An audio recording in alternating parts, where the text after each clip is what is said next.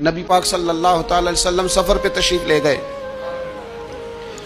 حضور علیہ السلام کی عادت کریمہ تھی، جب سفر پہ جاتے تھے تو سب سے آخر میں ساری تیاری کر کے سامان سمیٹ کے سب سے آخر میں سیدہ فاطمہ الزہرا سے ملتے، پھر سفر شروع ہوتا، اور جب حضور واپس آتے تو سب سے پہلے سیدہ فاطمہ سے مل رضی اللہ تعالی۔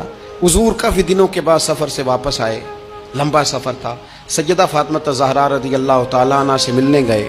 نبی پاک صلی اللہ تعالیٰ علیہ وسلم کا چہرہ نور دیکھ کے تو سیدہ فاطمہ تڑپ کے روئیں، رو پڑی۔ حضور نے فرمایا فاطمہ کیا ہوا؟ عرض کرنے لگے یا رسول اللہ، تھکاوٹ کے اثرات میں آپ کے چہرے پہ دیکھ رہی، اور حضور کپڑے یوں لگتا ہے بڑے پرانے پہنے ہوئے ہیں آپ نے۔ حضور اتنی مشقت کیوں کرتے ہیں آپ، اتنی محنت، اتنی جدوجہد؟ حضرت فاطمہ الزہرا فرماتی ہیں حضور نے مجھے تھپکی دی اور فرمایا فاطمہ رو نا۔ اور یہاں وہ بعض لوگ ہوتے ہیں نا، جو ہم نے دیکھا ہے ہمارے ہاں اس طرح ہوتا ہے کہ وہ کوئی اس طرح کی بات کرے تو وہ زیادہ رونے لگ جاتے ہیں، کیا کریں، بڑے مسائل ہیں، بڑی مشقت ہے، کرنا پڑتا ہے، لوگ اور زیادہ۔ لیکن نبی پاک علیہ السلام نے سوچوں کو نیا زاویہ دیا، خیالات کو نیا رخ دیا، اس بات کو ایک نیا انداز سوچنے کا فراہم کیا۔ حضور فرمانے لگے فاطمہ رو نا، تیرے باپ کو اللہ نے اعلیٰ مقاصد کے لیے دنیا میں مبعوث فرمایا۔ حضور فرمانے لگے فاطمہ کوئی گھر کچا، کوئی پکا، کوئی خیمہ ایسا نہیں بچے گا جہاں اللہ دین اسلام کو پہنچا نہیں دے گا۔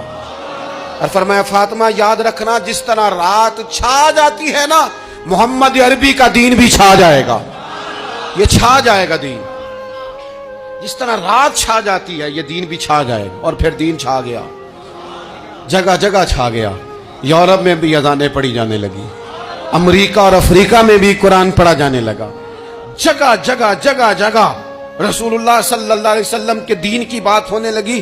کہا فاطمہ کر کچا ہو یا پکا ہو، خیمہ ہو، ہر جگہ یہ دین پہنچے گا، اور دین پہنچا۔